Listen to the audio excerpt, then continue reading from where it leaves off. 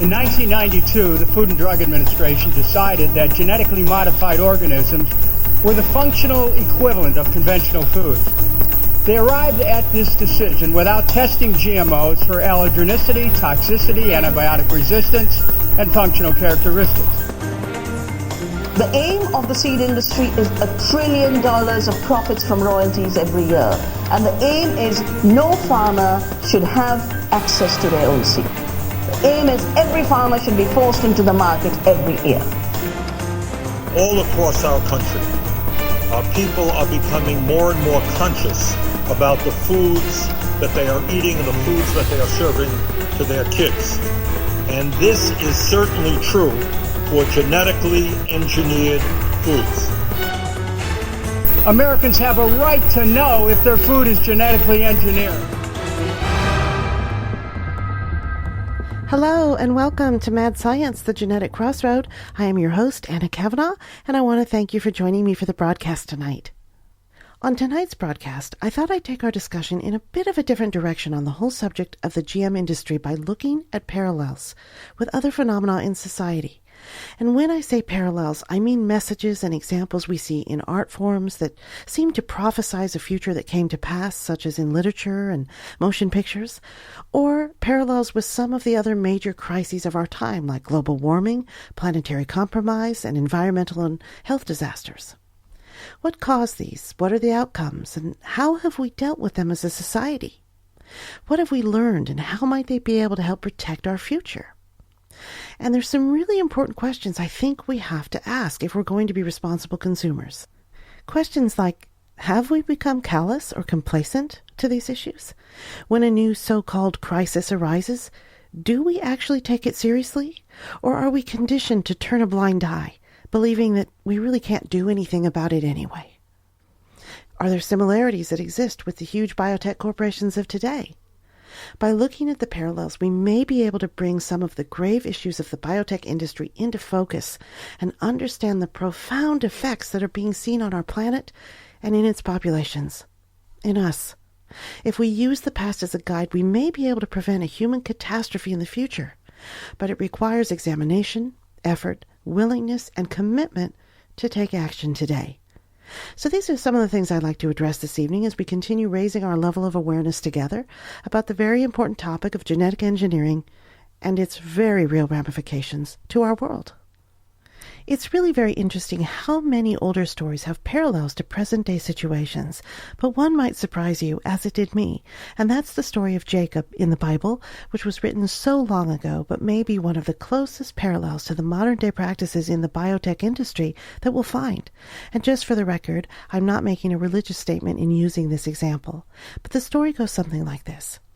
Jacob comes to be employed as a shepherd under his father-in-law, but instead of receiving wages from his father-in-law, Jacob requests that he give him the black, streaked, and spotted sheep from the flock, letting the father-in-law then keep all the purely white sheep.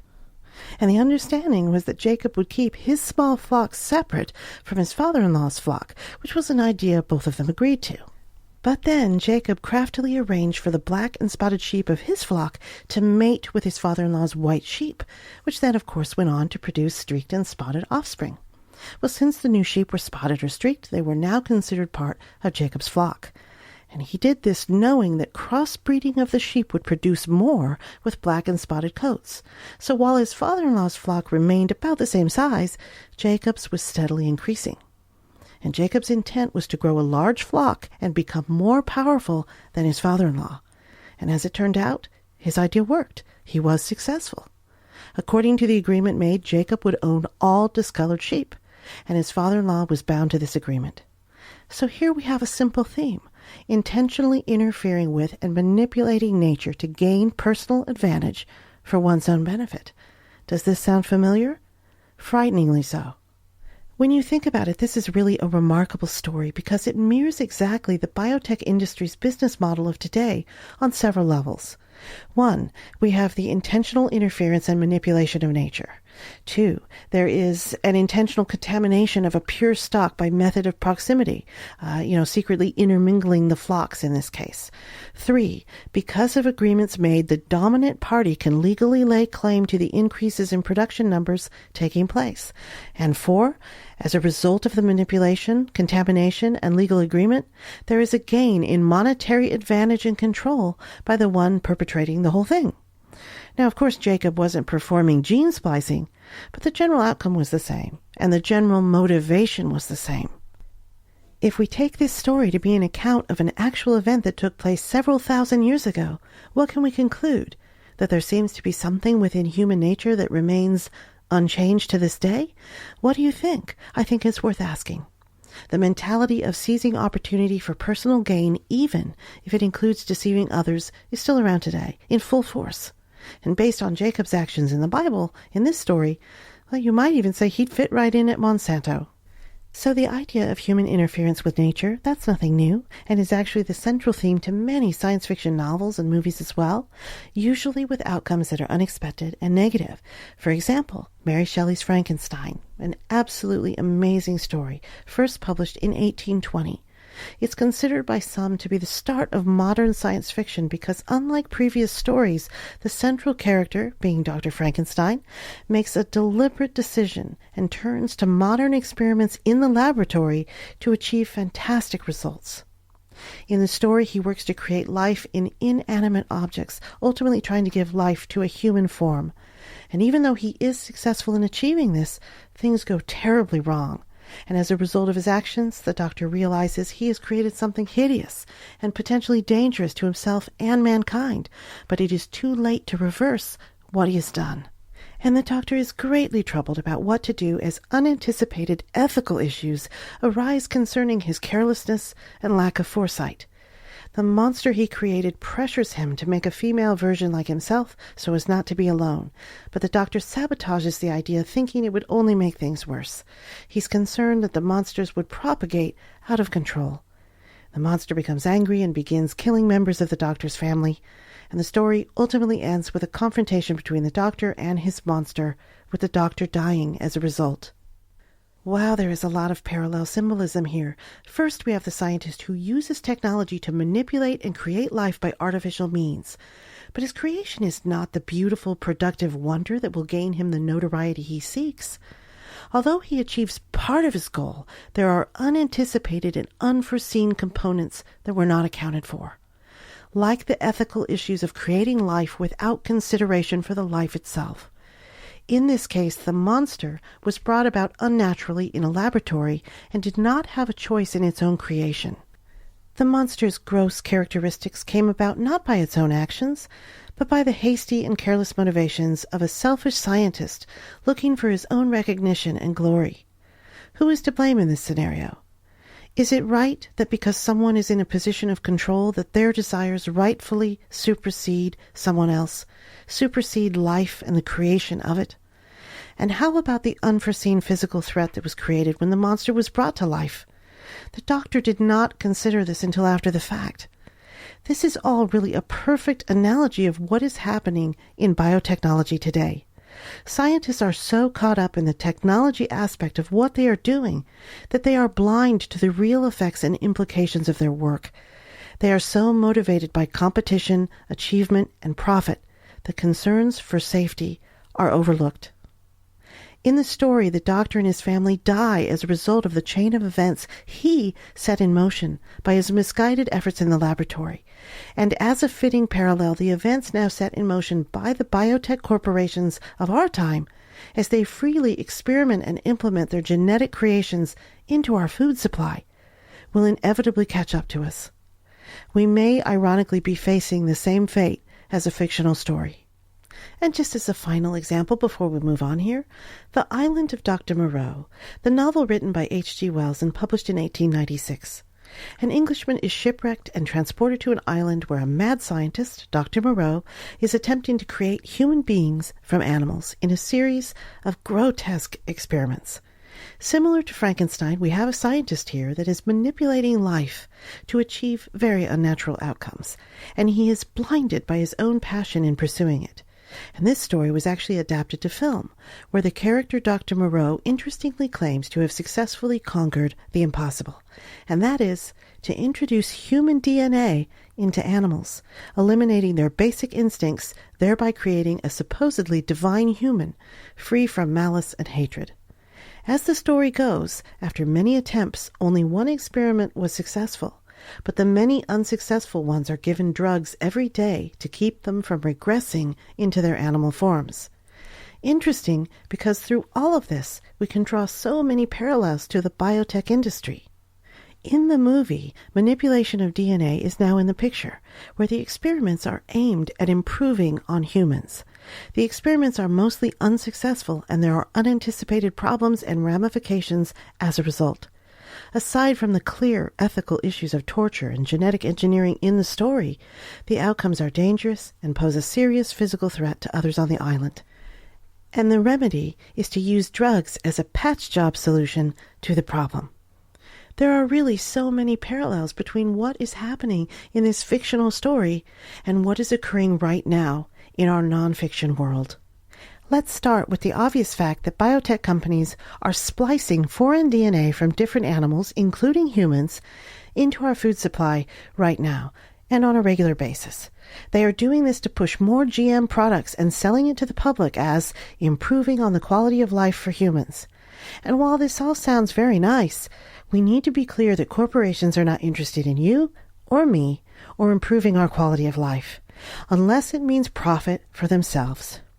Improving our quality of life is a convenient buzz phrase that establishes them as good guys in an advertisement campaign, and really nothing more. And just as in the story where the outcomes to the doctor's bizarre experiments are unsuccessful and have adverse effects, so it is in the biotech industry. They are carrying out the production of their synthetic creations unchecked, with no sense of morality or proper safety testing. They do this despite the consistent scientific evidence finding their GM products to be potentially hazardous for human consumption, and also negatively impacting key ecosystems. Genetic modification practices present real physical dangers that have serious consequences, but amazingly are endorsed by the very regulatory agencies put in place to keep us safe. This is so disturbing, folks. And finally, in the story of Dr. Moreau, when the unsuccessful subjects of the doctor's genetic experiments go awry, he administers more drugs as a solution to the problem, continuing a vicious cycle.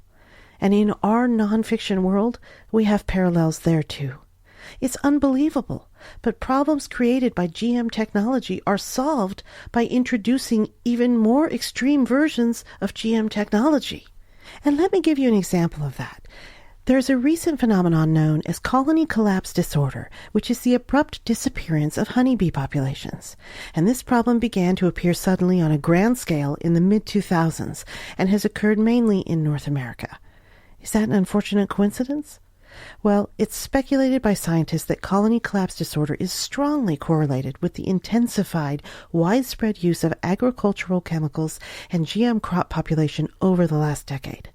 So knowing this problem, Monsanto purchased the largest bee research center in the world, Biologics, and instead of changing their chemical and GM practices, proposed to now genetically modify the bees in order to adapt them to the GM environments Monsanto has created. Isn't that something? It's like trying to put a fire out by throwing gasoline on it. You don't solve a problem caused by genetic modification by using more genetic modification. Not to mention, it seems the epitome of a supreme arrogance. Now, we've already talked about some of the many parallels that exist between fictional art and the biotech industry. But how about other parallels? In the face of huge crisis, how do we as informed citizens react? Well, this brings me to a major point I'd like to make, which is we allow ourselves to become conditioned to a state of complacency. The way people seem to react in the face of huge looming crisis is to put our heads in the sand. There seems to be an umbrella of complacency that ultimately takes over, and it tends to happen repeatedly again and again. And one example of this has been the global warming issue. As we know, global warming is the significant increase in the average temperature of Earth's atmosphere and oceans since the late 19th century. Warming of the global climate system is occurring without a doubt, and scientists are more than 90% certain that it is mostly caused by increasing concentrations of greenhouse gases produced by human activities such as the burning of fossil fuels and deforestation. Now, these findings are established as hard facts by unbiased scientists from around the world. In fact, they are currently recognized by the national science academies of all major industrialized nations. But according to recent Gallup polls surveying 127 countries, it was determined that over a third of the world's population was unaware that global warming even existed, with people in Africa the least aware. In the UK and other countries around the world, there is general recognition and debate on what to do about the problem of global warming. But incredibly, in the United States, there is still great debate about whether it's even happening at all. Do you see where we're going here? Does this sound at all familiar? This phenomenon is an exact parallel to what is happening in our country with the GMO travesty. Why are Americans the ones who seem to be in the dark about these huge global issues when other countries are not? Why can they see so clearly what we cannot seem to see at all? Why are we the ones confused about global warming or GMO to the point that we question them even being a problem? The answer comes back to the reality that this country is owned. And yes, we are owned by big money corporations, folks. Like I've talked about before, huge corporations are more concerned about their profits and bottom line than they are about your health. They are concerned more about their profits than, ironically, the world in which even they live and in which their grandchildren will live. Corporate America controls our government, shapes U.S. foreign policy, controls commerce, and controls the media to a very large extent. We in this country know mostly what the corporations want us to know, and they understand that public opinion can be easily confused through misinformation using paid-off scientists, government officials and agencies, news media executives, and anyone else they can buy to favor their reckless business practices. The global warming issue is a world problem, but the big oil companies like Exxon or BP stand to lose profits if we move away from fossil fuels. It's really quite simple, but these corporations have succeeded in confusing the public on an issue as grave and important as global warming, just like biotech corporations are now doing with the hazards of GM practices. These companies know that if they can suspend the public in a state of confusion long enough to where they begin to question actual scientific facts, then mass complacency follows. If enough time passes in a state of complacency, we become blind to what is actually happening around us, to the point that even when we see the evidence with our own eyes, we still will not believe it's happening. We are conditioned to look the other way and bury our heads in the sand. And let me give you an example of this phenomenon. The Deepwater Horizon oil spill in the Gulf of Mexico in 2010, also known as the BP oil disaster. This is considered to be the largest accidental marine oil spill in history. It gushed unstopped for 3 months, discharging an estimated 210 million gallons of oil into the ocean. To give an idea of how much that is, by the time they were able to stop it, it had grown to at least the size of the state of Oklahoma. And the initial response from BP executives was not to address the magnitude of the damage to the environment, but to predictably downplay the incident. The company's CEO at the time, Tony Hayward, called the amount of spilled oil, quote, relatively tiny in comparison with the, quote, very big ocean. And the chief operating officer, Doug Suttles, attempted to semantically confuse the issue by making the defensive statement, quote, it may be down to how you define what a plume is here. The oil that has been found is in very minute quantities, end quote. Can you believe that? Over 200 million gallons of oil gushes into the ocean, and we hear terms like minute quantities? Well, what do we expect? The first thing executives do when caught in a bad situation is to minimize the perception of the magnitude of the problem or deflect and place blame on other factors. This is the MO of huge corporations and is seen time and time again as they routinely sidestep issues like it's a game. On the surface, BP was reprimanded and fined, but after the dust settled, the irreparable damage to the environment still remains to this day.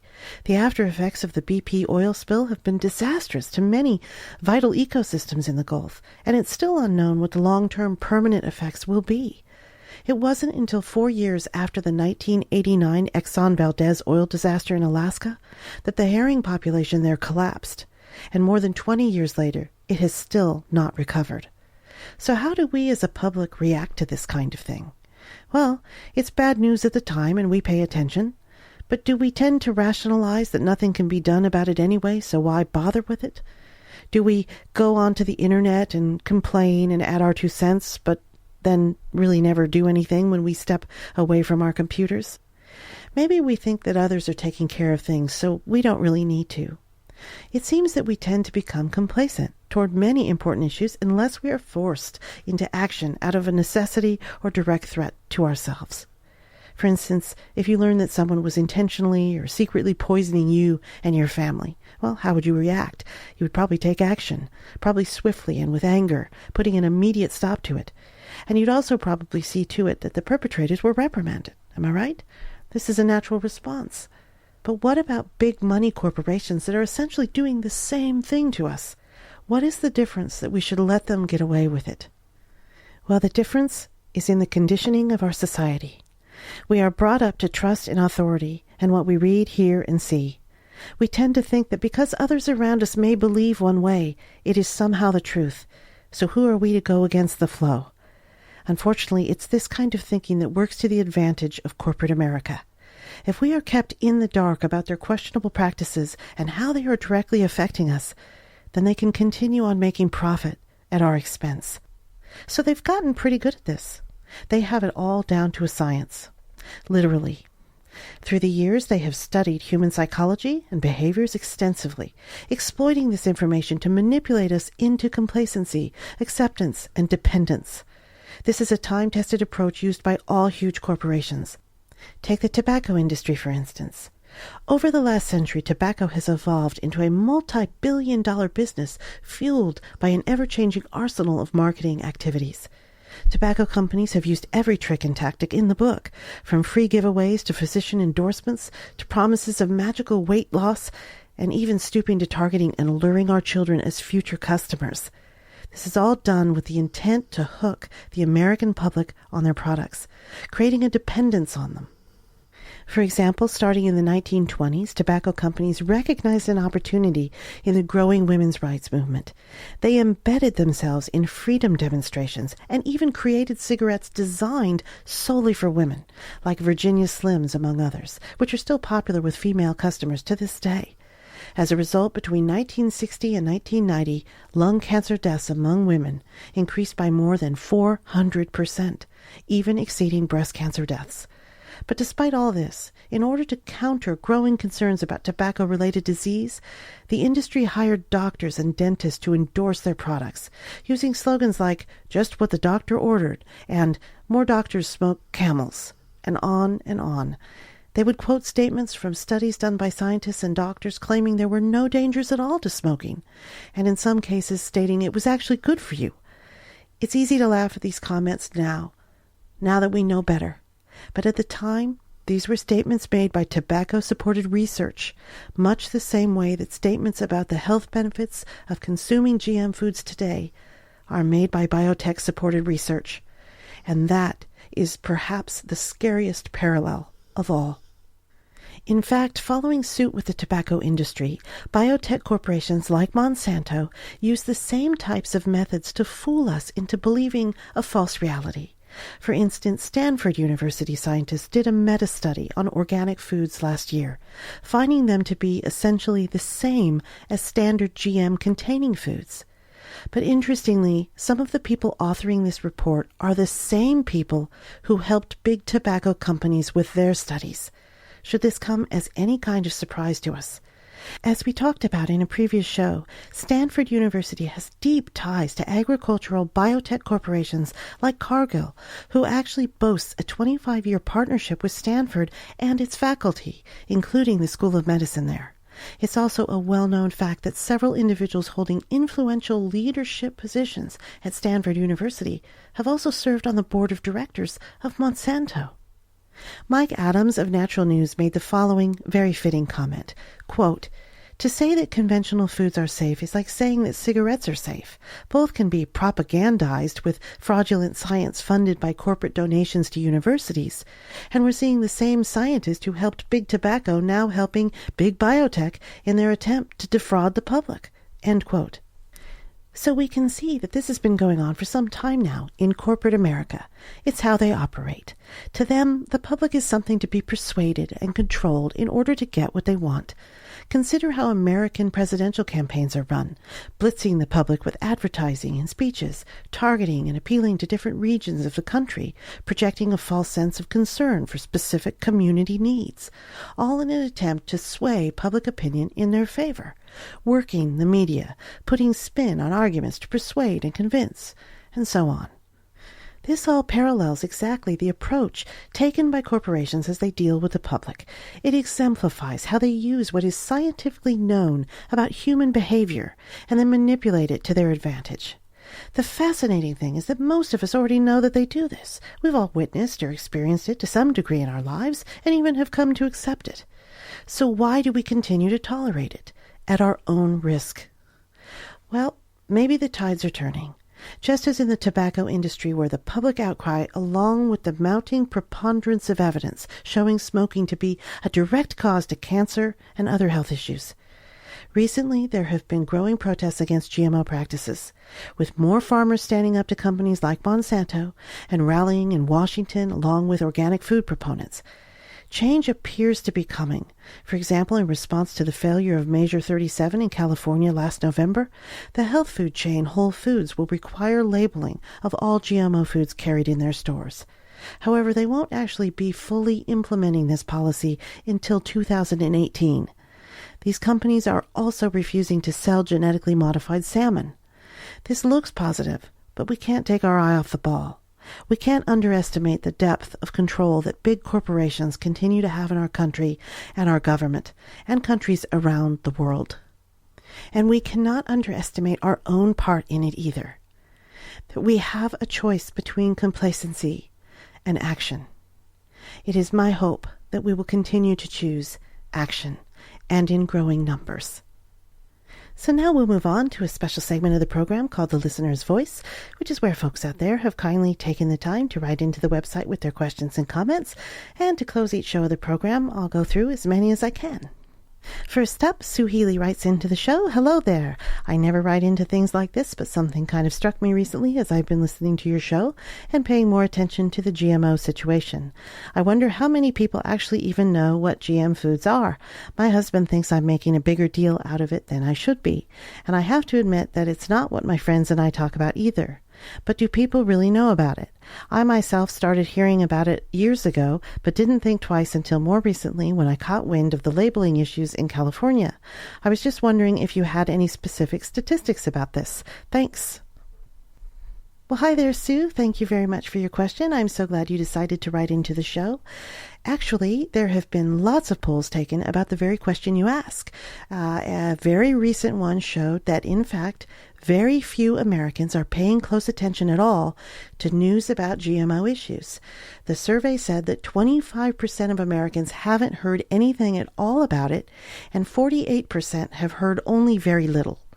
Those of us who are, sort of in the know and paying attention account for only about 22% at this point. So looking at this, it's pretty disturbing, isn't it?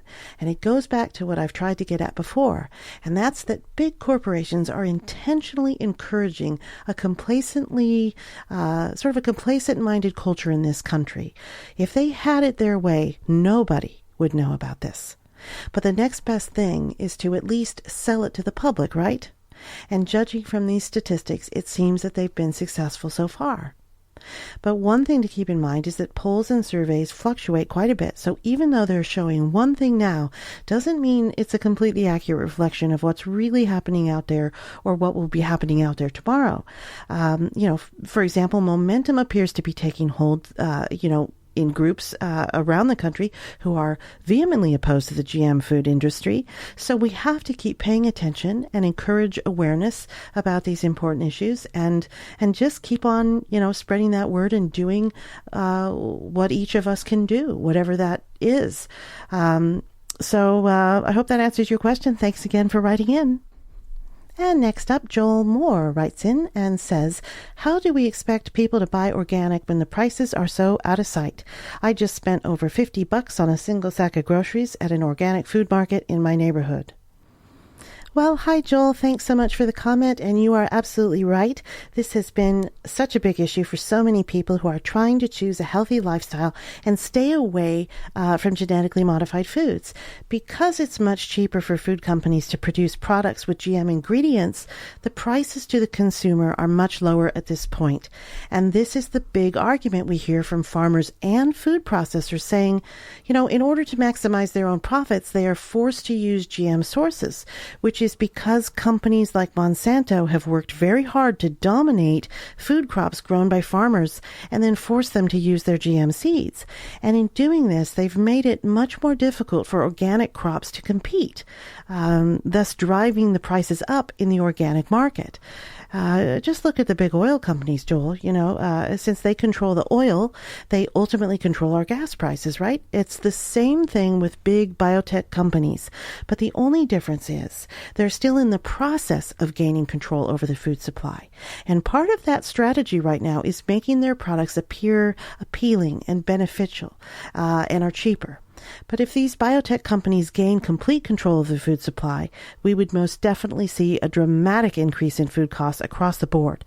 This is how big business works. Hopefully, this will not happen. But unfortunately, in the meantime, consumers are forced to pay higher prices for organic foods, and that's sadly just the way that it is. It's a really sad day that natural, that organic, that untainted, that unmanipulated, that organic foods have become a luxury and genetically modified foods have become the norm. There is something so incredibly, fundamentally wrong with that. It's just tragic, to say the least. Anyway, thanks again so much for writing into the show with your comment. And with that, I'm afraid I've run out of time in the segment this evening. If you'd like your question or comment to be featured on the show, I would love to hear from you. Just pay a visit to the website at www.geneticcrossroadradio.com and follow the link to the listener's voice. Once there, just go ahead and fill in the form and send me along your thoughts. I will feature as many as I can during each broadcast. Your voice really does matter and will help make a difference in both the future of our food and our human health. This show is about a conversation, and that's where all change begins. So let's get talking. And I also want to tell you about the Facebook page for the series. If you are enjoying the show and would like to participate in some more interactive communication, I'd absolutely love for you to come and give the page a like and join in at www.facebook.com/Anna Kavanaugh Mad Science Genetic Crossroad. And I'll hope to see you there. Thank you for listening to Mad Science, the Genetic Crossroad. Please join me every Tuesday for more on GMO. On next week's show, that's Tuesday, April 2nd, we'll continue our conversation with an episode called The Garden of Eden for Sale. The GMO industry wants to own the genetic blueprints to all existing food sources around the globe. 250,000 farmer suicides in India, forced GMO compliance by European countries by threat of exclusion from the Union, and even the swift impeachment of a South American president and extermination of all native seeds are all frightening glimpses into the overtaking of the world's crops. Henry Kissinger said, "Control the oil, control the nation, control the food, control the people." What once was the proverbial Garden of Eden has surreptitiously become the property of an unregulated and untested industry, and consumers are paying the price. I hope you'll join me for next week's broadcast. If we destroy nature, surely nature will destroy us. For while we may hold dominion over nature, we do not possess its wisdom. Until next time, be well, be healthy, and be informed.